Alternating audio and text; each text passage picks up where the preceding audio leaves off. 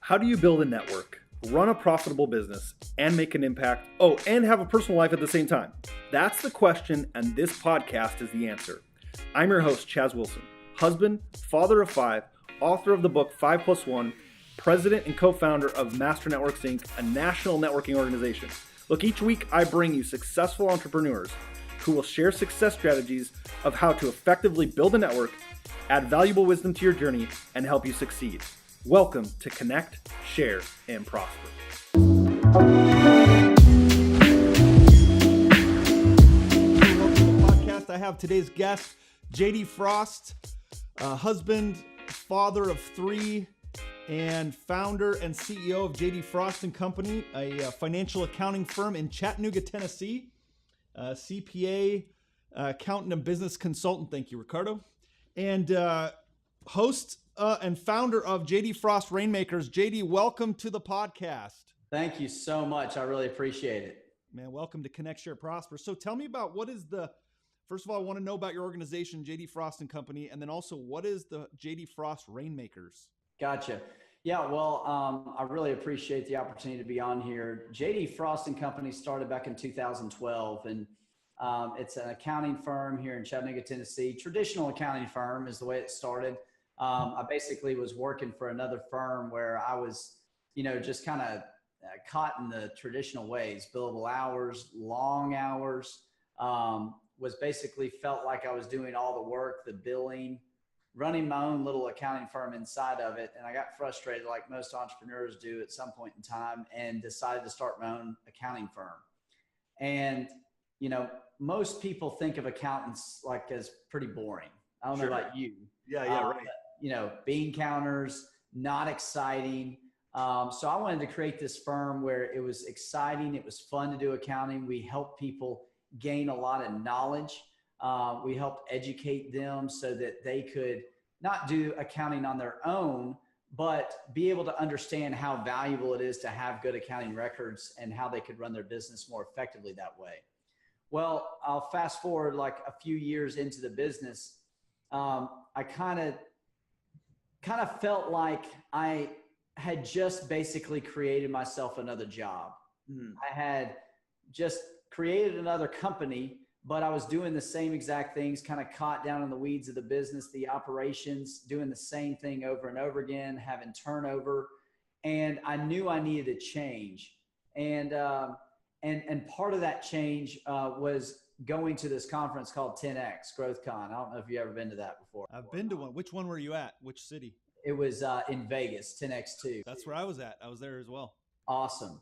And there I had this awakening. Basically, I was in the third row from the top, and I saw 10,000 people in front of me and 10,000 entrepreneurs, business owners, some new business owners, some had had a business for a long period of time.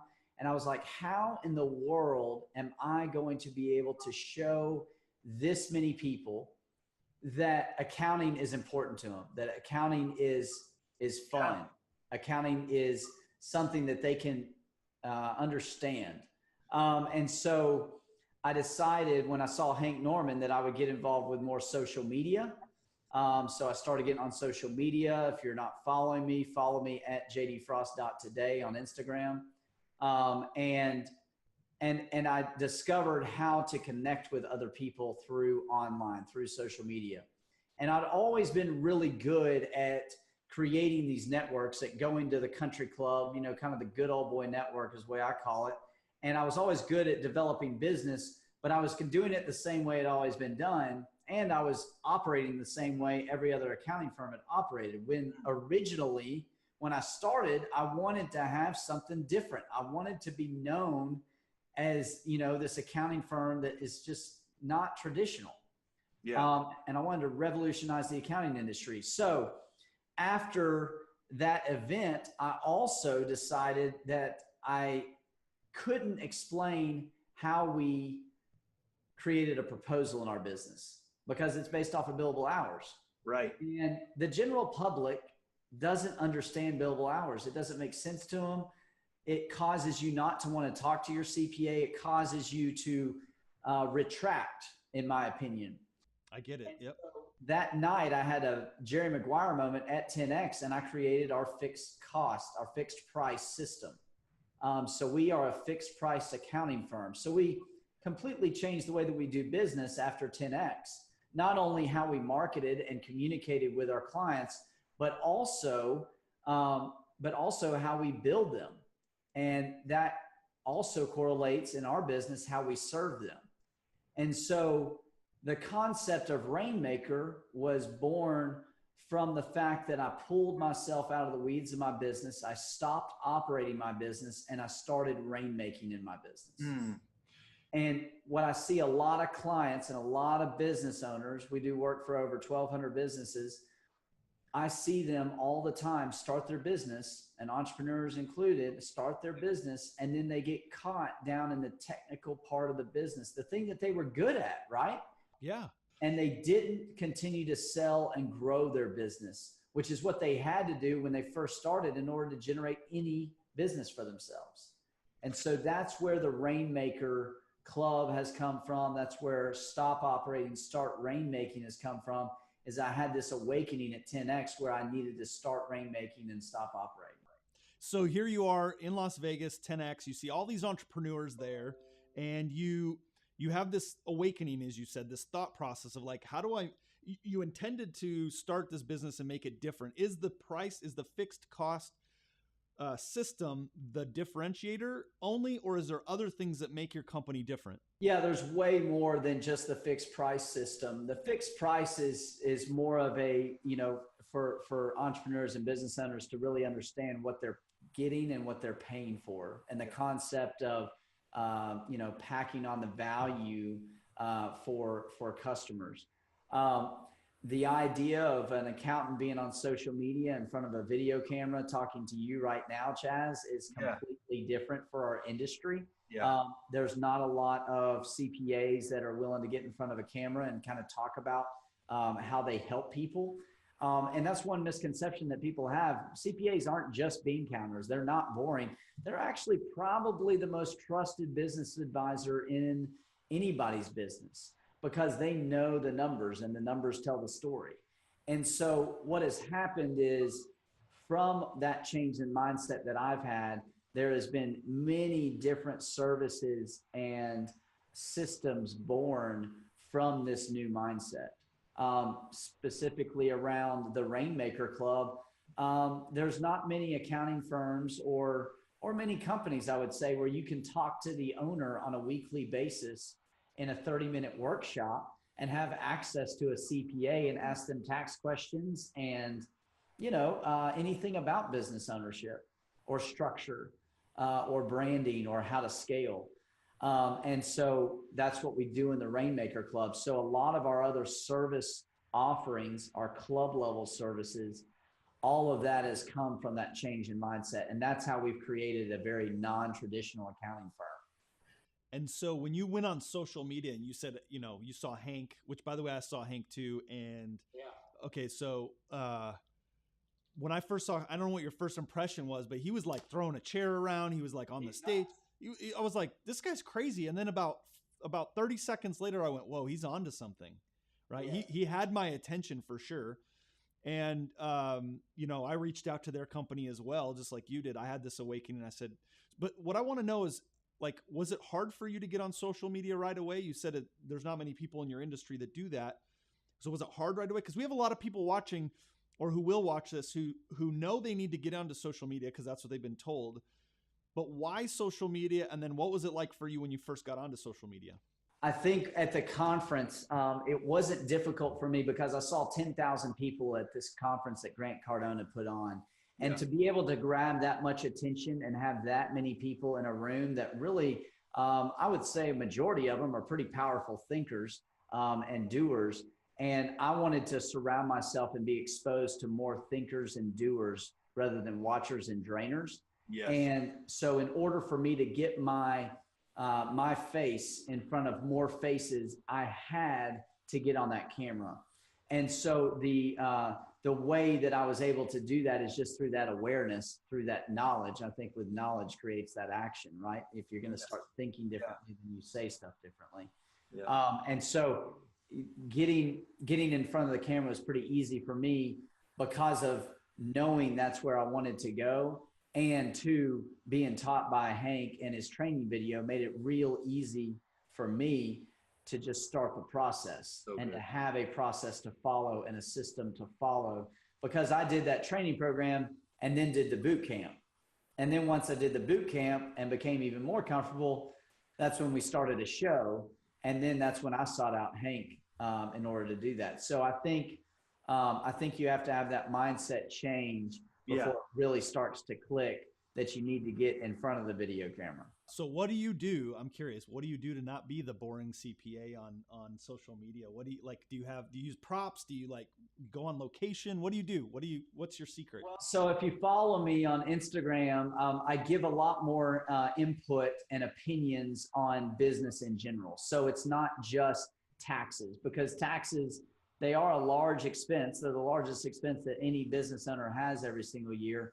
But, they're not that interesting. So I tell, I work with a group called I Come Up Marketing, and they really helped me because I was the boring guy still on social media when I first started, for sure. Hey, I might still be boring to some people. Who knows? I probably am. Right. But when I started working with I Come Up Marketing, what they helped me do is become more aware of what is interesting to people. So they always talking about your hobbies, your personal life, and your professional life.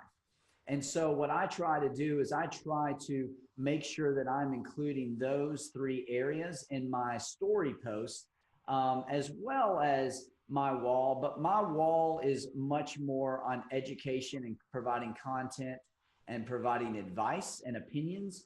And what I think they want to talk to me about next is showing more of my personal and hobbies on my wall rather than just in my stories. So it's interesting you say that. That's the advice of my team. Half my team sitting in this room right now, as we set up this podcast, and that's something they always talk about as well, is like, we need to see the personal side. We need to see the personal side. And I have such a hard time to use. By the way, guys, we're listening to JD Frost here on the Connect, Share, Prosper podcast. We're live on Facebook at the moment. If you have a question you want me to ask of JD, please put it on the Facebook feed right now, and I'll get to it here in a second. Yeah, I love some questions, so make sure you do that. But is it hard for you to share personal stuff on your, and if so, why? It never has been for me. I mean, I always grew up around other people. I'm a big golfer. And so when I was 10 years old, I was playing golf with, 30, 40, 50-year-old business owners, because that's who's at the golf course on the weekends. Yeah. And so I was able to open up to them pretty easily. So opening up to strangers is kind of easy for me. I think it's also learned the more that you're in front of the camera. At first, I didn't really show my daughters or my wife. And I really don't a lot right now, but it happens more. And I think that repetition and that comfort in front of the camera, especially with them seeing me being on social media more, they kind of want to get in the mix a little bit. You know what I mean? Yeah. And so that has helped a lot more of the personal side of things, at least with the personal relationships that I have. I just got my dad to be on there just a couple of weeks ago at my daughter's birthday party. I was like, hey, give him some advice, because he's an entrepreneur. And he was like, but then he finally got on there and said something. So I think it is a little uncomfortable for others sometimes to begin with, but the consistency of it is what helps me. Yeah. So funny story on that. Like my kids as well. So I have 5 children, and my kids like give me feedback on stuff. They'll watch, they subscribe to the channel. They watch all that stuff. My daughter was at a end of year sleepover for her choir group, and we go to pick her up. My wife and I walk in, and there's, I don't know how many there were, 8, 10, 14-year-old girls. And they all came up and they're like, oh, I saw your video when you did this. And I realized at that moment that like, they're watching it too. Like my kids are sharing what I'm posting. And so with these, as you business owners, you guys are listening to this, understand, like, you never know who's going to watch the valuable stuff you're putting out there. And so just be consistent and put that out there.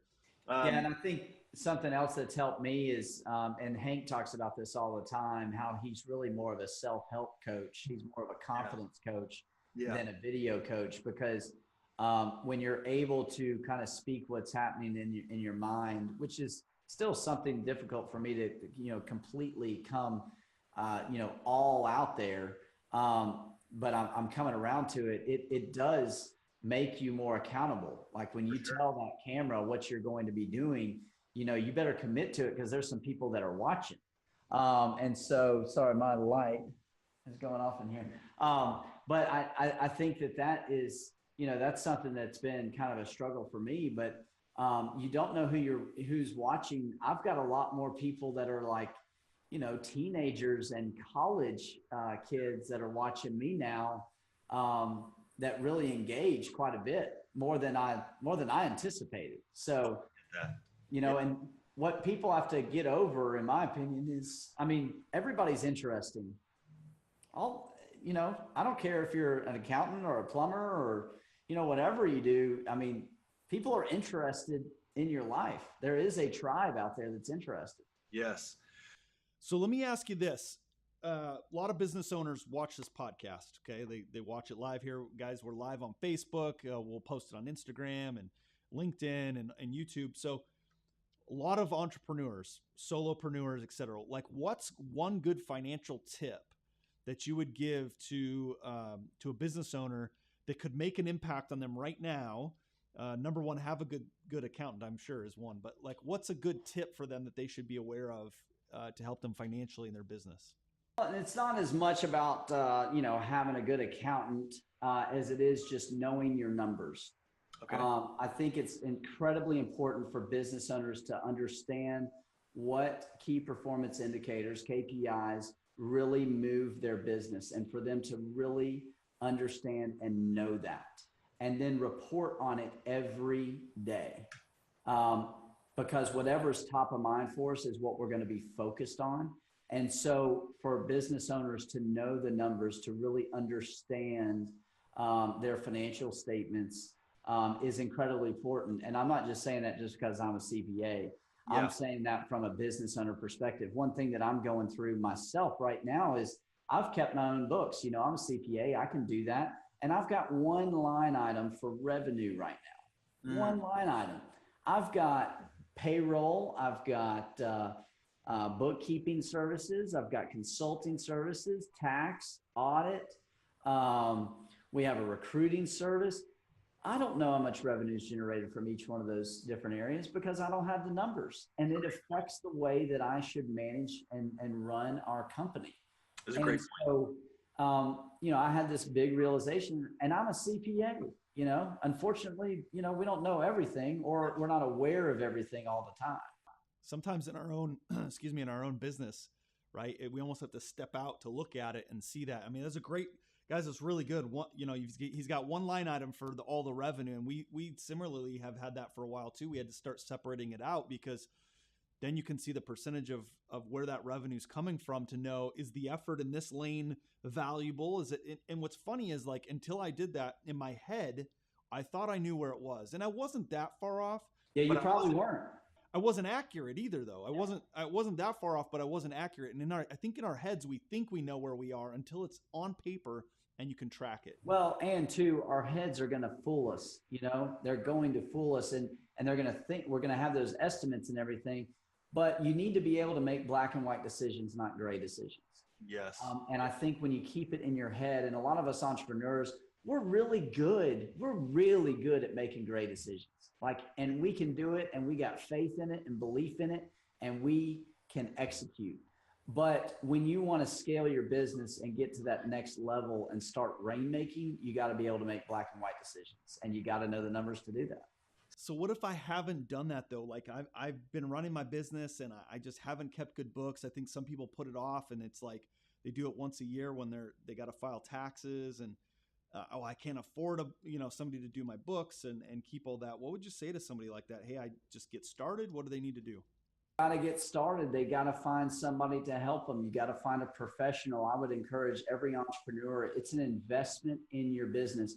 Think about it this way. If you're deciding and you've got 3 or 4 different services that you offer, different lines of revenue, let's just say, and you are trying to figure out how to market for one of those lines of revenue, until you know the numbers, you don't even know that line of revenue is only bringing in $10,000 every month when you thought it was maybe $20,000. Well, why are you spending $15,000 a month on marketing dollars for that $10,000 a month of revenue? You don't know that until you've got the numbers and know the numbers. So it is an investment. You can get some great bookkeeping work done for under $1,000 a month.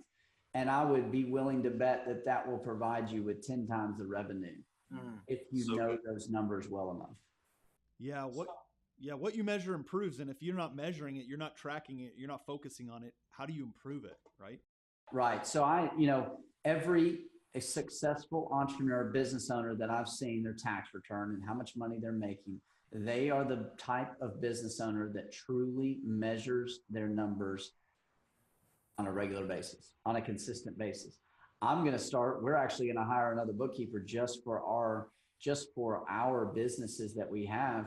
And I want her to reconcile the bank account every day.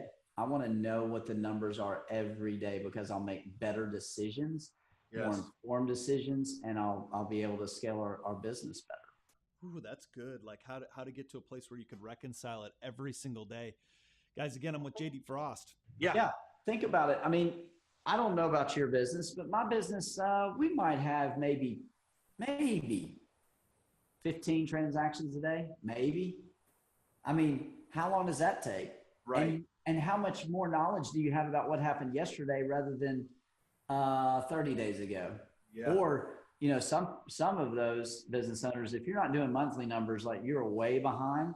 But every day, 4 or 5 transactions, most auto dealerships, I don't know if you deal with automobile dealerships very much or not, but they reconcile their bank accounts every day because they want to know those numbers. They got so many transactions going through there. It's the only way for them to have accurate numbers. So true.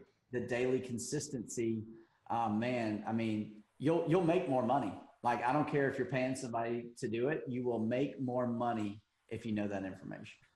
Guys, we're listening to this and you think about those of you that follow or are part of our mastery program in the book 5+1, that if you're watching on Facebook Lives right behind me here, the 5 business disciplines, the third discipline is tracking, right? It's thinking, timing, or thinking, targeting, tracking. Tracking is the discipline that we're talking about today, which is tracking your numbers, tracking your income, tracking your expenses. You have to know your numbers, probably the biggest weakness. And when we, just so you know, to validate what you're saying, we just did with our coaching mastery group, we did this assessment, and tracking was the highest piece that people said they were lacking, was tracking and knowing numbers. Nobody wants to invest in it. They just, I don't know what it is, but it's, entrepreneurs and small business owners, they're focused on just growing revenue. And obviously that's important. Making money is a good thing, but knowing where that money went and how you made the money is more important than. Yeah, but here's my opinion, and here's why I think most people don't want to know it, is because it's not good right now. And so if I don't look at it, I don't have to feel the pain of it. I mean, I've been in that place where it's like, I just don't even want to look at it because it's not good. And so I just keep putting it off, right? And someday when I'm making money, I'll start doing my books. Well, that's not, you have to do it up front. Yeah. I mean, we've got GPS now on our phones, right? Like, hey, how do you get down there? You just pull out your GPS and you follow it, right? I mean, it's, not knowing the numbers in your business is like literally walking outside, throwing your phone on the ground, and then trying to go figure out how to get to Atlanta from where you are. I mean, you'll eventually get there, but man, you get there a lot faster if you knew the plan, know the numbers. So kind of wrap this, I want to ask you, so you go to 10X, which is where we started about 10X in Las Vegas, a little over a year ago, 2 years ago? January of 18. Yeah. So February of 18. You go there, you have all these awakenings of things you want to implement. What happened to your business since that time? Oh, I mean, we went from, so in 20, let me make sure I say this correctly. Yeah, so in 2017, we had 1.7 million of revenue. At the end of 2018, we had 4.2. Wow. And this year we're tracking to 6. And what's the biggest thing you think? Was it the fixed pricing? It was a combination of everything. I mean, The videos got us exposed to other markets, to other networks, to other, it blew up our funnel, right? It blew up the top of our funnel. We're talking to way more people now, right? I mean, it's all about the number of people that know what your business does and how it operates. And then also, what I'm looking forward to is after this, towards the end of this year, when we really picked up a lot of work at the end of 18, is noticing how much more business we retain than normal CPA firms retain. And the reason I say that is because what's happening now through social media, what is so powerful is we're not only attracting more people, we're attracting more people that are the right people because they already know who we are before we started doing business. They're choosing to do business with us now because they know who we are. They like us, they trust us before they even buy. And so it's a much stronger client that we produced from the marketing, the fixed price, the transparency, the new lines of service that make sense to clients, not just, hey, let's have a quarterly meeting. Well, in our firm, we have a quarterly meeting, but you're a part of the Candidates Club. So you have access to the Rainmaker Club. We're going to be doing a quarterly meeting with you with our club level team. We've got a CFO that's on staff that has 30 years experience that helps you with your cash flow consultation, your expense reduction consultation. They also are going to be able to experience a mastermind on a monthly basis with an expert. And then we're going to have quarterly networking events. All of that is $6,000 a year. Right. You might go to one of those quarterly networking events. And what I've found is as these business owners are coming together, you might have $1 million idea come from that. Yes. So, we're not only just a traditional accounting firm. Now we're creating connections. We're a one-stop connection. Oh, you guys listening to that? That's all that we do. We build connections in our networks. So powerful. I want to get to a question here. My partner in New York, Tina, she said, is there any rule for what percentage of gross revenue should be used for marketing? Ooh. So typically the rule is 10% of your gross revenue should be used for marketing. That's a great rule of thumb. And for some business owners, that'll freak you out, right? That's like, holy cow, that's a lot of money.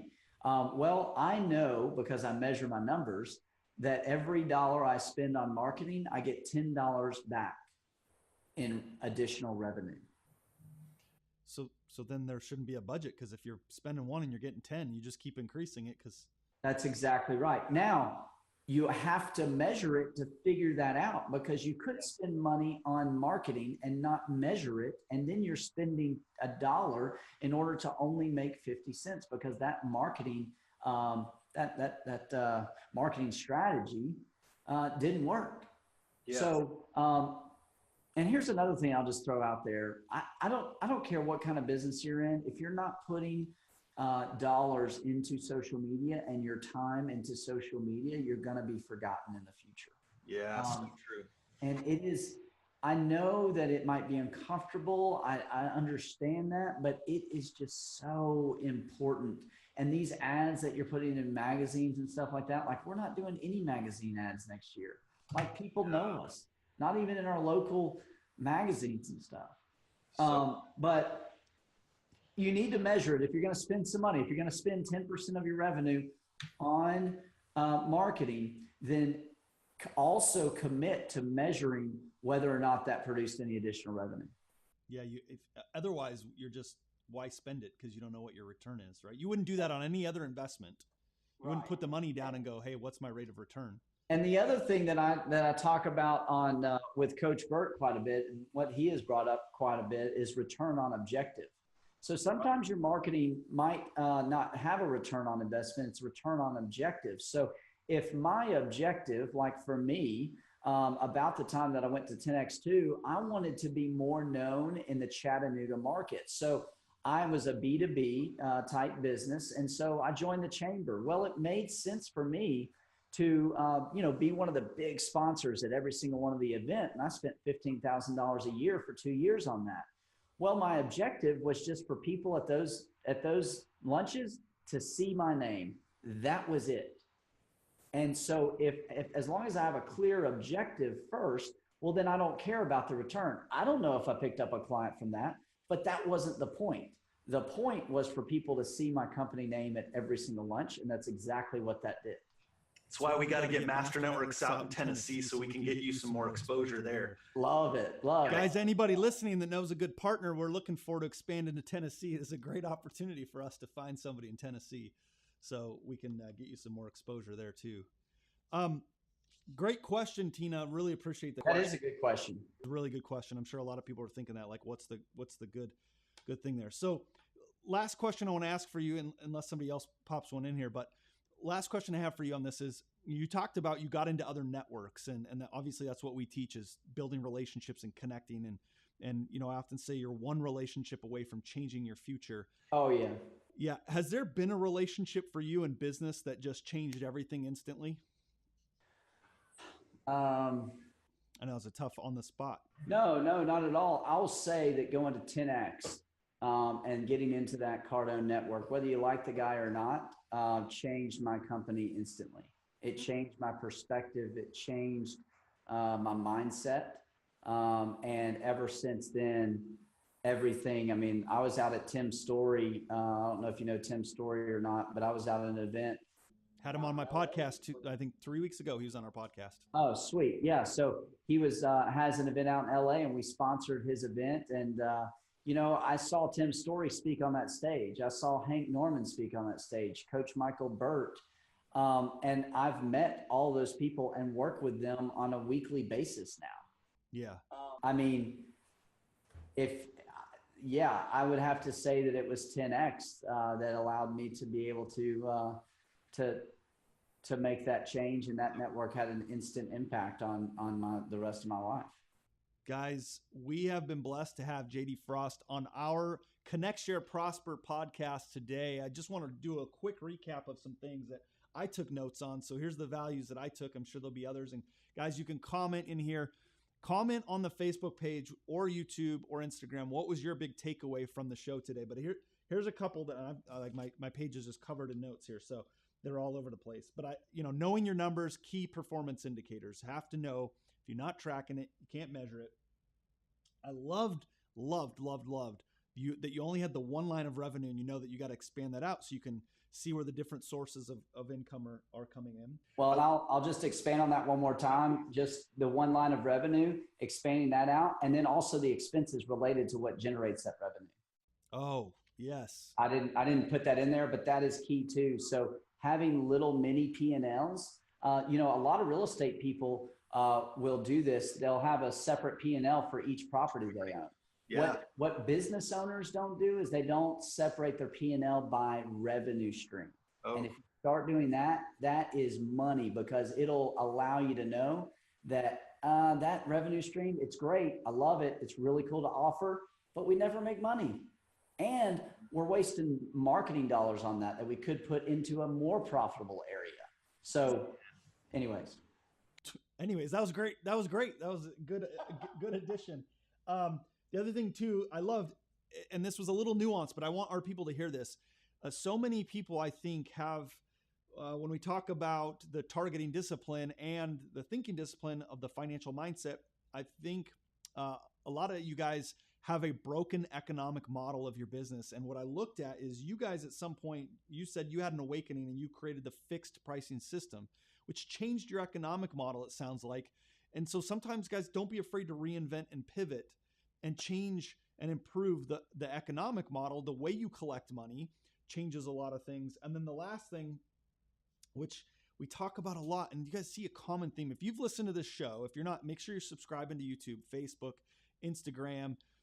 When you listen to this, you're going to hear a common theme. I bring you weekly successful people who are growing businesses just like JD here. And you know what's interesting, JD, is everybody says a very, very similar thing. That the moment they upgraded, if you will, their network, the moment they plugged into people who were achieving a place that they wanted to, or similarly that they wanted to grow to, that everything changed. And if you look at it, he said he went to 10X conference in Vegas. So he bought his way in to that circle, right? He bought his way in. And so many people think, it has to happen organically, and it has to happen naturally, or I need the introduction. He bought his way in. I bought my way into that event, and look at the connections we've made. Now we're on a podcast together because we both showed up in proximity to the same place. Yeah. I mean, you will never lose money investing in yourself, and buying into these networks is investing in yourself. Yeah. So powerful. JD, thanks for an awesome episode of Connect, Share, Prosper. Yes. Can I tell you one more thing that's on my mind right now? Yes. Most business owners, you were talking about changing the economic model. That is exactly right. And I can tell you that every single business has 5 other ways they can monetize, 5 other ways that they can make more money without even creating a new service line. It's a matter of creating more networks like what you're talking about, creating an opportunity for your clients to do business with each other, branding online stores that you can have for your business. You'd be surprised. The more that you expose people to your brand, they might want to buy a hat. I mean, we have our own online store, an accounting firm. I mean, it's an amazing way to do business. And sometimes we have dollar days where we just want to get traffic on there. We had 376 transactions one day from just saying, hey, everything's $1. But business owners need to realize they're looking for all these multiple streams of income. You have those streams of income in your business right now. And a lot of it is through just creating ways for your clients to do business together. So good. Guys, if you're listening on Facebook, I'm going to end the episode right now, but if you're on Facebook, we're just going to continue for 1 minute because I want you to share just maybe one other quick idea of those other ways. I know you just shared a couple, and we'll just take a second on that. Guys, well, thank you for being part of Connect, Share, Prosper. Until next time, be well. We'll talk to you soon.